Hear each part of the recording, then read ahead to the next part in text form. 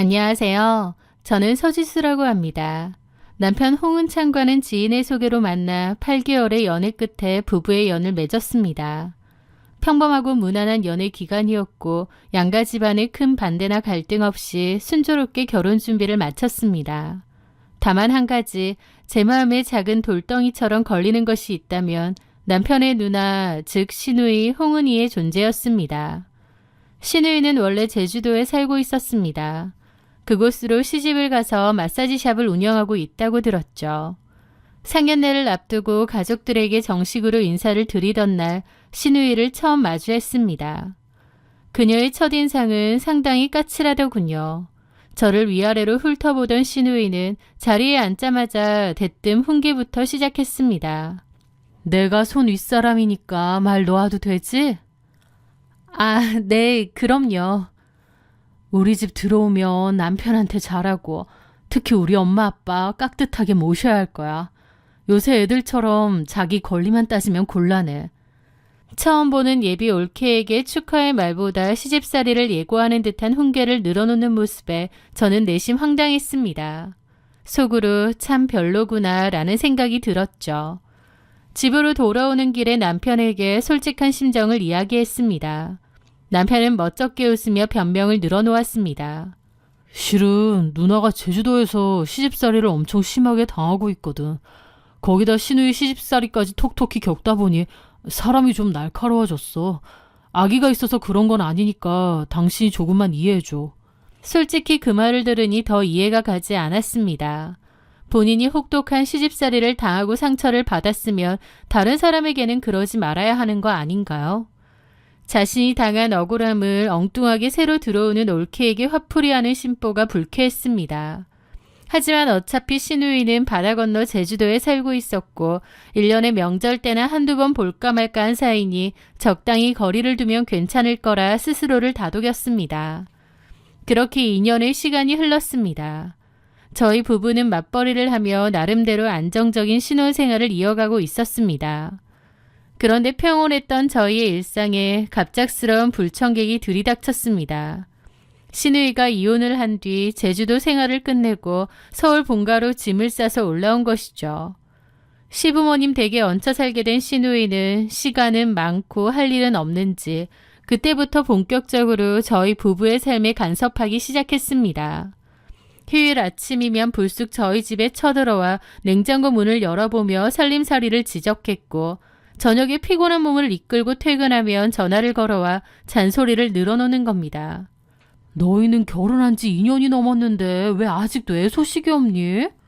직장 그만두고 몸부터 만들어야 되는 거 아니야? 우리 엄마 아빠가 손주 기다리다 목 빠지시겠다. 신우는 본인의 결혼 생활은 실패로 끝났으면서 동생 가정에는 임신 계획부터 생활 방식까지 사사건건 통제하려 했는데요. 그런 모습에 저도 너무 기분 상하고 지쳐갔죠. 남편에게 중재를 요구했지만 남편의 대답은 늘 같았습니다. 누나가 원래 똑 부러지고 자기 주장이 강해서 그래. 이혼하고 마음도 적적할 텐데 좋은 게 좋은 거라고. 우리가 그냥 한 귀로 듣고 한 귀로 흘리자. 남편의 방관 속에서 제 속은 시커멓게 타들어갔습니다. 그러던 어느 날이었습니다. 시아버지의 칠순을 겸한 생신이 다가오고 있었죠. 시누이는 제게 전화를 걸어 일방적으로 통보를 했습니다.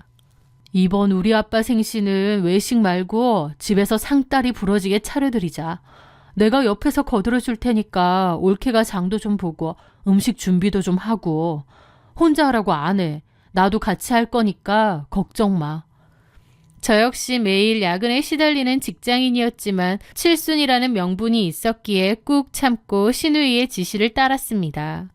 이른 퇴근 후 마트에 들러 갈비찜, 잡채, 미역국, 전 등 온갖 식재료를 장을 봐서 부랴부랴 시댁으로 향했습니다.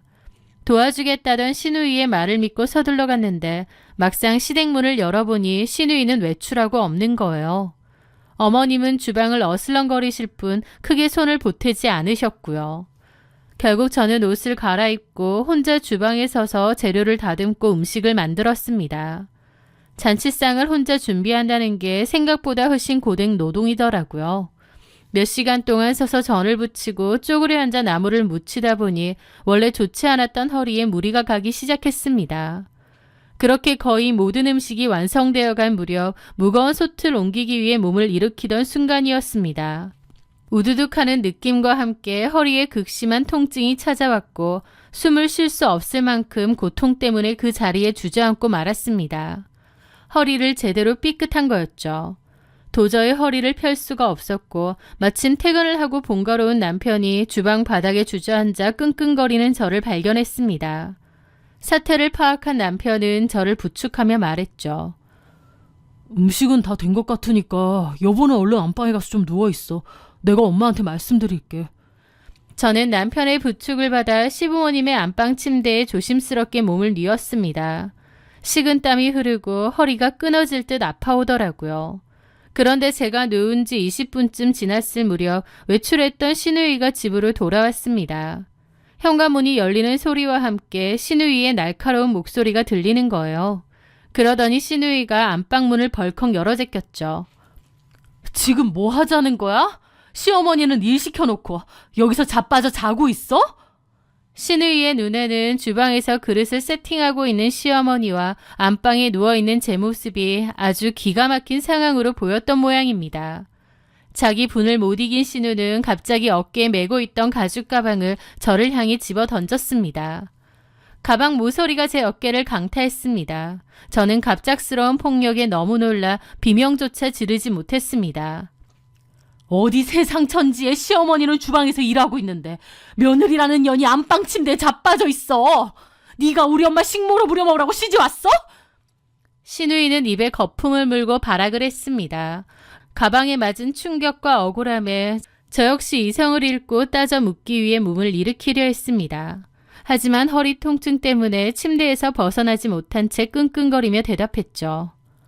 형님, 저 혼자서 음식 다 해놓고 허리를 심하게 다쳐서 잠깐 누워있던 거예요. 어떻게 상황도 안 물어보시고 다짜고짜 사람한테 가방을 집어던지세요? 제 말에 시누이는 콧방귀를 뀌었습니다. 웃기고 있네. 허리 아픈 건 핑계고 그냥 일하기 싫어서 꾀병 부리는 거 내가 모를 줄 알아? 당장 안 일어나? 말이 통하지 않는 인간이었습니다. 소란을 듣고 달려온 남편이 시누이를 말렸지만 저는 더 이상 참을 이유를 찾지 못했습니다. 저는 아픈 허리를 부여잡고 겨우 자리에서 일어났습니다. 그리고 남편을 향해 아주 차갑게 말했죠. 나 갈게. 오늘 이후로 나는 당신 누나랑 평생 안 보고 살 거니까 그렇게 알아. 저는 가방만 챙겨든 채 뒤도 돌아보지 않고 시댁을 빠져나왔습니다. 제 등 뒤로 신우가 욕을 하고 색 난리를 치더라고요. 그날 이후 저는 남편에게 한 선언대로 시누이와의 모든 연락을 끊고 철저하게 무시하며 지냈습니다. 그게 싫다면 저는 이혼이라도 불사하겠다고 했거든요. 시누이는 친척들에게 제 욕을 하고 다니는 것 같았지만 개의치 않았습니다. 명절이나 제사 때 시누이가 시댁에 오면 저는 인사를 생략했고 시누이가 저희 집에 예고 없이 들이닥치면 저는 그대로 옷을 입고 밖으로 나가버렸습니다. 남편도 그날의 사태가 워낙 심각했기에 저에게 억지로 화해를 강요하지 못했습니다. 그렇게 시누이와 남보다 못한 사이로 냉전을 이어가던 중이었습니다. 시어머니를 통해 시누이의 근황이 들려왔습니다. 시누이가 재혼을 한다는 소식이었죠. 상대 남자는 시누이와 마찬가지로 한번 다녀온 재혼남이었는데 꽤 재력가라고 했습니다. 지역에서 가장 큰 대형 목욕탕과 스파랜드 건물을 소유하고 있으며 가족 경영으로 목욕탕 관련 사업을 크게 한다더군요. 시누는 돈 많은 남자에게 시집을 가게 되었다는 사실에 잔뜩 고무되어 있었습니다. 그런데 문제는 시누가 그 남자 측에 자신의 집안 수준을 엄청나게 부풀려 거짓말을 해두었다는 것이었어요. 자신의 배경을 과시하기 위해 시누이는 빚을 내어 명품 쇼핑을 하고 고급 에스테틱을 끊어 관리를 받으며 부잣집 딸내미인 척을 했는데 실상은 다 빚이었고 카드를 돌려막기 하고 있었죠. 시누의 허영심은 점점 극에 달했고 상견례 날짜가 잡히자 저에게까지 말도 안 되는 요구를 해오기 시작했습니다. 상견례 자리엔 무조건 머리부터 발끝까지 명품으로 휘감고 나오라는 지시였죠. 물론 제 옷을 사주거나 비용을 보태주는 일은 일절 없었고요. 하지만 진짜 폭탄은 상견례가 끝난 직후에 떨어졌습니다. 시어머니가 남편과 저를 본가로 부르더니 뻔뻔한 표정으로 입을 여시는 거예요. 얘들아, 사돈댁이 워낙 부자에 집안도 빵빵해서 은희 살 집도 시내에서 제일 비싼 주상 복합으로 해준단다. 근데 집이 워낙 크고 그쪽 수준이 있으니까 우리도 거기에 걸맞게 예단이랑 혼수를 최고급으로 해가야 체면이 서지 않겠니? 우리가 가진 현금이 부족해서 그러니 너희 돈 좀 빌려주면 안 되겠니? 순간 저는 귀를 의심했습니다. 그리고 이어진 시어머니와 시누이의 기가 막힌 요구에 제 인내심은 바닥을 드러내고 말았습니다. 왜냐면 저희가 이사 가려고 모아놓은 적금이 있는데 그걸 탐내고 거기에 대출까지 내서 좀 도와주라는 뜻이었거든요. 저는 시어머니의 눈을 똑바로 보며 차분하게 대답했죠. 어머니, 저희도 조만간 전세 만기라 이사를 가야 해서요. 또 저희 부부도 임신 준비를 하고 있어서 앞으로 들어갈 돈이 많습니다. 형님 결혼 자금으로 빌려드릴 여유는 없을 것 같아요. 제 단호한 거절에 옆에 앉아있던 시누이의 표정이 험악하게 일그러졌습니다. 네가 뭔데 안 된다고 딱 잘라 말해? 그 적금 통장에 네 돈만 들어갔어? 내 동생이 일해서 번 돈도 반 이상 들어가 있는데 네가 왜 내 동생 돈까지 쥐고 흔들어? 시누이는 자신의 억지를 정당화하며 목소리를 높였습니다. 내가 시집가서 잘 살면 너희한테도 좋은 일이야. 하나뿐인 신우가 좋은데 시집간다는데 돈 좀 빌려주는 게 그렇게 고가워? 너 진짜 이기적이다. 하지만 저는 흔들리지 않았습니다. 이건 저희 부부의 공동재산입니다. 형님 허영심 채우자고 저희 부부의 미래를 담보 잡힐 생각은 추호도 없어요. 정 필요하시면 은행에 직접 대출을 알아보시던가요. 저는 그 자리에서 분명하게 선을 긋고 일어섰습니다. 뭐? 허영씨? 저게 미쳤나 정말. 남편은 제 옆에서 안절부절 못하며 시어머니와 제 눈치를 번갈아 볼 뿐 제 편을 들지도 누나를 말리지도 않았습니다. 그날 이후 시누이의 도를 넘은 괴롭힘이 시작되었습니다. 제 휴대폰으로 밤낮을 가리지 않고 원색적인 비난이 담긴 메시지가 쏟아졌습니다. 돈 몇 푼 쥐고 유세 떠는 꼴 역겹다. 니깎게 우리 집안 며느리로 들어온 것부터가 잘못이다. 니 친정 부모가 그렇게 가르치디? 어따 대고 허영심이래? 너는 내가 부잣집 시집가도 나한테 콩고물 한 조각이라도 얻어먹을 생각하지 마라. 이 쪼잔한 년아. 입에 담기 힘든 욕설과 제 친정 부모님을 깎아내리는 모욕적인 언사들이 줄을 이었습니다. 하지만 저는 대꾸조차 하지 않았습니다. 감정적으로 대응해봤자 피곤해지는 것은 제 쪽이었으니까요. 대신 시누이가 보낸 모든 메시지를 하나도 빠짐없이 캡처하여 저장해두었습니다. 언젠가 필요한 날이 올지도 모른다는 생각이 들었거든요. 그렇게 한바탕 소동이 지나가고 시누이의 결혼 준비는 순조롭게 진행되는 듯 보였습니다. 저희에게 돈을 빌려달라는 시댁의 요구도 잠잠해졌기에 저는 시누이가 결국 알아서 자금을 마련했으려니 생각했습니다. 그런데 그 뒤 남편의 핸드폰으로 사진을 구경하다가 갑자기 은행 앱에 알림이 떴습니다. 대출 이자 안내라는 문구가 있었던 거예요. 저희 부부 명의로 나가는 대출은 없었기에 의아함이 들었습니다. 저는 조용히 남편의 휴대폰을 열어 금융앱에 접속했습니다. 그리고 하들짝 놀랬죠. 남편의 명의로 수천만 원의 신용대출이 실행되어 있었고 심지어 직장 퇴직금마저 중간 정산을 받아 어디론가 이체된 내역이 남아 있었습니다. 그 큰 돈이 이체된 계좌의 예금주는 홍은희, 신우였죠. 제가 시댁의 요구를 거절하고 신우이로부터 온갖 욕설을 듣고 있던 그 시기에 남편은 저 몰래 대출을 받고 자신의 퇴직금까지 끌어모아 누나의 결혼자금으로 갖다 바친 것입니다. 그것은 단순한 금전적 손실을 넘어 2년간 부부로 살아온 제 신뢰를 근본부터 부숴버리는 일이라는 생각이 들더군요. 저는 남편을 향해 휴대폰을 내밀었습니다. 대출 내역의 퇴직금 중간정산. 이게 다 뭐야? 남편의 얼굴에서 핏기가 가셨습니다.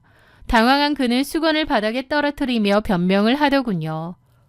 그게 지수야, 내 말 좀 들어봐. 누나가 돈을 못 구하면 혼담이 깨지게 생겼다잖아. 누나가 첫 번째 결혼은 비록 실패했지만 두 번째 결혼은 너무 잘하고 싶어하고 놓치기 아까운 자리고 엄마는 나한테 부탁하는데 하나뿐인 동생이 돼서 어떻게 모른 척해. 내가 내 용돈 아껴서 대출 이자 갚을게. 이사 가는 건 대출 좀 더 받으면 되고. 그의 입에서 나오는 말들은 변명조차 되지 못했습니다. 당신 누나 허영심 채우느라 빚을 지고 퇴직금을 깨. 나한테 상의 한마디 없이? 저는 아주 차분하고 건조한 목소리로 결론을 내렸습니다. 됐다. 그만하자. 이 결혼 생활 더 유지할 이유가 없네. 나 진짜 당신 시댁 식구들 지긋지긋해. 우리 이혼해. 당신이 그렇게 끔찍하게 아끼는 당신 누나, 당신 엄마랑 평생 같이 살아. 이혼이라는 단어가 나오자 남편의 눈빛이 변했습니다.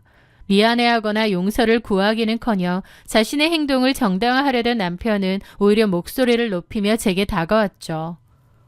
야, 너는 무슨 이혼이 무기야? 뭐 툭하면 이혼하재. 그리고 가족이라서 돈 좀 보태준 게 그렇게 큰 죄냐고. 지금 당신이 잘했다는 거야? 내가 잘한 건 아니라도 너도 적당히 해야지. 누나랑 안 보고 산다는 것도 내가 안 말 않고 넘어갔는데 이제 와서 보니 완전 지멋대로네. 너 우리 누나 말 맞다나 진짜 최악이다. 니네 누나랑 내 욕 많이 하고 다녔나 보네? 이런 것 때문에라도 너랑 이혼하겠다는 거야. 긴 말 필요 없어. 나 너랑 더 이상 못 살겠어. 너네 누나 때문이라도. 야, 우리 누나가 뭘 어쨌는데. 동생한테 돈 뜯어서 결혼 자금하는 게 정상이야? 뭐가 어째? 너 우리 집 무시해? 그러더니 남편은 이성을 잃고 제 어깨를 강하게 밀쳤습니다. 저는 그대로 뒤로 밀려났고 거실 장식장 모서리에 허리를 세게 부딪히며 바닥으로 쓰러졌습니다. 날카로운 통증에 바닥에 웅크린 채 신음조차 내지 못했죠. 그런데 아픈 것보다 충격적인 게 더 크더라고요. 남편이 저에게 손찌검을 했다는 사실이요. 하지만 제가 바닥에 쓰러져 고통스러워하는 순간에도 남편은 저를 부축하지 않았습니다. 오히려 저를 내려다보며 차갑게 쏘아붙이는 거예요. 돈 몇 푼에 남편 쥐잡듯이 잡더니 꼴 좋다. 네 맘대로 해. 나도 이제 네 비 맞추기 지겹다. 남편은 겉옷을 챙겨 입고 그대로 현관문을 쾅 닫고 집을 나가버렸습니다. 혼자 남겨진 거실 바닥에서 바닥에 쓰러진 저는 명확하게 깨달았습니다. 이 결혼은 완벽하게 끝났다는 것을요. 하루라도 빨리 이 관계를 끊어내야겠다는 생각뿐이었습니다. 저는 겨우 몸을 일으켜 혼자 택시를 타고 병원으로 향했습니다. 의사는 허리 인대 손상과 타박상으로 진단서를 끊어주었습니다. 그리고 병원 치료가 끝난 후부터는 집으로 돌아와 신우이가 그동안 제게 보냈던 욕설 문자와 협박 메시지, 그리고 남편의 무단 대출 내역과 퇴직금 정산 내역을 빠짐없이 정리했습니다. 신우이의 예식은 2주도 채 남지 않았을 때였어요. 저는 이를 가며 법적인 증거를 차곡차곡 준비하고 있었죠. 신우이의 예식이 다가오는 동안 남편은 제게 철저히 침묵으로 일관했습니다. 저를 밀쳐서 다치게 해놓고도 일말의 사과나 죄책감은 찾아볼 수 없었죠. 오히려 본인이 화가 났다는 것을 티내듯 저를 무시했습니다. 그리고 마침내 신우이의 결혼식 당일 아침이 밝았습니다. 남편은 정장을 차려입고는 저를 향해 그러더군요. 늦지 않게 시간 맞춰서 와. 그 일방적인 통보만 남긴 채 남편은 먼저 집을 나섰습니다. 그의 뒷모습이 현관문 너머로 사라지자 저는 미리 싸둔 짐가방을 들고 곧바로 친정으로 향했습니다. 친정에 도착한 저는 부모님 앞에 앉아 그동안 있었던 모든 일들을 남김없이 털어놓았습니다. 제 이야기를 묵묵히 듣고 있던 부모님의 얼굴은 참담하게 무너져 내렸습니다. 아버지는 주먹을 꽉 쥔 채 부들부들 떠셨고 어머니는 가슴을 치며 오열하셨습니다. 귀하게 키운 딸이 그런 비상식적인 집안에서 모욕과 폭행을 당하며 살았다는 사실에 두 분 모두 억장이 무너지신 것 같았죠. 저도 너무 죄송하더라고요. 저는 어머니의 손을 굳게 잡으며 이미 이혼 소장과 위자료 청구 소송 접수를 마쳤다고 말씀드렸어요. 그렇게 시간이 흘러 신우이의 예식이 시작될 무렵이었습니다. 제 휴대폰이 요란하게 울리기 시작했습니다. 남편이었죠. 전화를 받지 않자 메시지가 폭포수처럼 쏟아졌습니다. 어디야? 식 시작하는데 왜 안 와? 누나 결혼식인데 대체 어디서 뭐 하는 거야? 엿먹으라 이거야? 진짜 이럴 거야? 잔뜩 도끼가 오른 남편의 메시지들을 읽으며 저는 아주 짧고 명료하게 답장을 보냈습니다. 가정법원에 이혼소장 접수했어. 당신 폭행 진단서랑 무단대출 증거로 위자료 청구 소송도 같이 들어갔고, 당신 누나한테도 폭행 및 모욕으로 위자료 청구했으니까 송달될 소장이나 잘 기다려. 그 메시지를 끝으로 저는 남편의 번호를 차단했습니다. 예식이 끝나고 몇 시간 뒤 남편은 씩씩거리며 저희 친정집으로 쳐들어왔습니다. 장인어른, 장모님, 지수 당장 나오라고 하세요. 갑자기 이런 법이 어딨나요? 현관 밖에서 소란을 피우는 남편을 막아선 것은 저희 아버지였습니다. 아버지는 남편을 향해 삿대질 한번 하지 않으셨습니다. 그저 차갑고 서늘한 목소리로 말씀하셨죠. 내 딸한테 손찌검까지 했지? 우리 딸은 더 이상 자네랑 얘기하고 싶지 않아 하니 그만 돌아가게. 당장 꺼지지 않으면 경찰을 부를 거야. 남편이 계속해서 악을 쓰며 문을 두드리자 아버지는 망설임 없이 경찰에 신고했습니다. 출동한 경찰에 의해 남편은 친정집 앞에서 강제로 쫓겨나는 수모를 겪어야만 했죠. 그 후 본격적인 법정 소송이 시작되었습니다. 재판 과정은 제가 준비한 증거들 덕분에 제게 압도적으로 유리하게 흘러갔습니다. 남편의 무단 대출 내역, 상해 진단서, 그리고 신우이가 제게 보낸 욕설과 문자메시지 캡처본까지 모든 증거가 그들의 비상식적인 행태를 낱낱이 증명하고 있었죠. 결국 법원은 제 손을 들어 주었습니다. 저는 남편으로부터 정당한 재산분할과 위자료를 지급받는 판결을 받아냈고 신우이에게도 폭행 및 정신적 피해보상 명목으로 위자료를 받아냈습니다. 하지만 제 진짜 심판은 법원 판결로 끝난 것이 아니었습니다. 이혼 소송이 마무리되어 갈 무렵 저는 서류 봉투 하나를 준비했습니다. 그 안에는 신우이가 저에게 보냈던 그 천박하고 악독한 욕설 문자의 캡처본들, 그리고 제가 수기로 쓴 편지도 넣었습니다. 신우이가 사실은 빚도 많은데 그런 걸 다 속였고 심성도 고약해 사실상 신우 때문에 이혼한다는 내용을요.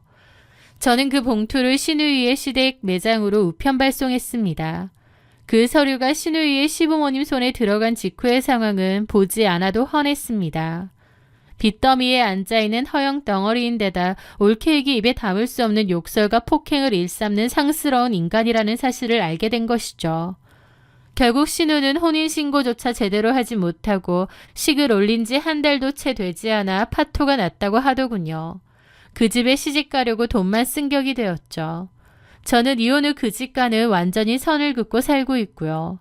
저는 전 신우가 참 못됐고 어리석은 사람 같습니다. 자신이 겪은 시집살이의 분노를 아무런 죄도 없이 만만한 저에게 화풀이하며 돌려주려 했던 그 못된 심보. 그 못된 아기는 결국 가장 날카로운 부메랑이 되어 본인 인생을 파멸시킨 게 아닌가 싶어요. 남편이나 신우이의 비참한 근황은 가끔 건너 들려오지만 제 마음에는 이제 어떠한 파동도 일지 않습니다. 제 지난 결혼 생활은 제게 뼈아픈 교훈을 주었지만 동시에 제 자신을 스스로 지켜내는 단호함도 가르쳐 주었다고 생각합니다. 제 긴 사연을 들어주셔서 감사합니다.